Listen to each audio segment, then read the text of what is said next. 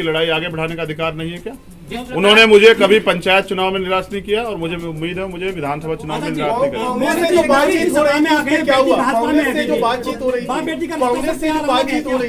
मौर्य जी सपा में आ गए, बेटी भाजपा में भी है, वो क्या रिश्ता कहलाता है इनका?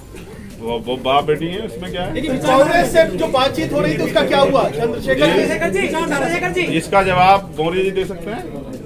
जब हमने एक साइकिल यात्रा चलाई थी तो पूरे उत्तर प्रदेश में ये माहौल बन गया था कि ये कहां से इतने कार्यकर्ता आ जाते हैं। वो कार्यकर्ता अपने स्वाभिमान सम्मान रक्षा करेंगे और वो ये भी साबित करेंगे कि उनको कैसा नेता चाहिए। मैं समझता हूं कि अगर मैंने आज अपने लोगों का स्वाभिमान गिरवी रख दिया तो शायद जो रीढ़ की हड्डी हमने पैदा की है अपने समाज के लोगों में वो कभी उठ नहीं पाएगी। और मैं समझता हूँ जितनी जिम्मेदारी मेरी थी उतनी जिम्मेदारी उनकी भी थी, जिन्होंने नकार दिया, जिनको जरूरत नहीं थी।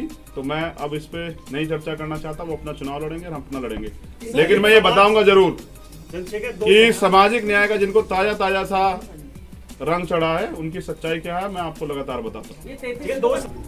जब शब्बीरपुर में हमारे घर जलाए गए तो ये जो नेता विपक्ष वाले ना कोई नहीं आया था।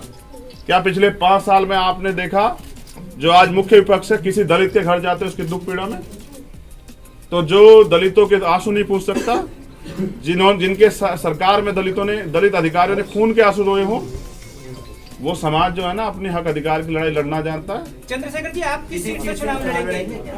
मैंने ये बात कही थी कि पार्टी जो आदेश करेगी, अगर मैं पार्टी आज भी आदेश करेगी, हमारे लीडर्स यहाँ बैठे हुए हैं, अध्यक्ष जी यहाँ बैठे हैं, प्रदेश अध्यक्ष जी, तो मैं लड़ूंगा गोरखपुर जाके।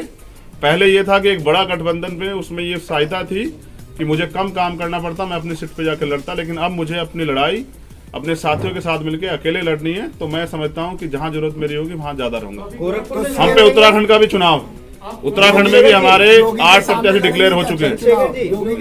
गोरखपुर शहर की सीट की बात करें, वहां से चुनाव लड़ेंगे आप? देखिए मुझे एक भाई ने मुझसे कहा था, आपके चैनल से वो जान जाएंगे कि अगर चुनाव में हार जीत से डरना नहीं चाहिए, आप जाके लड़ो, क्या पता अगला 2027 आपका।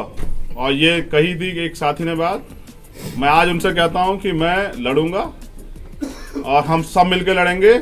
दलितों ने लोकतंत्र बचाने के लिए, संविधान बचाने के लिए ये अन्याय अत्याचार और जिस तरह से पूरे संविधान को खत्म करने का प्रयास किया जा रहा है, बहनों के सम्मान के लिए फैसला लिया था कि हम गठबंधन में जाएंगे। और अब उन्होंने फैसला लिया है कि वो किसी भी कीमत पे, एक चीज मुझसे छूट गई थी, मैं बता दूं कि आपको हमारे टिकटों में देखने को मिलेगा सामाजिक न्याय।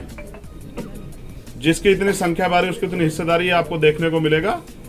तो 30% टिकट दलितों को मिलेंगे, जनरल सीट पे भी दलित समाज के लोगों को लड़ाएंगे। दूसरा उसके बाद 42% 42 से 45% जो पिछड़े वर्ग के लोग हैं उनको टिकट दिए जाएंगे।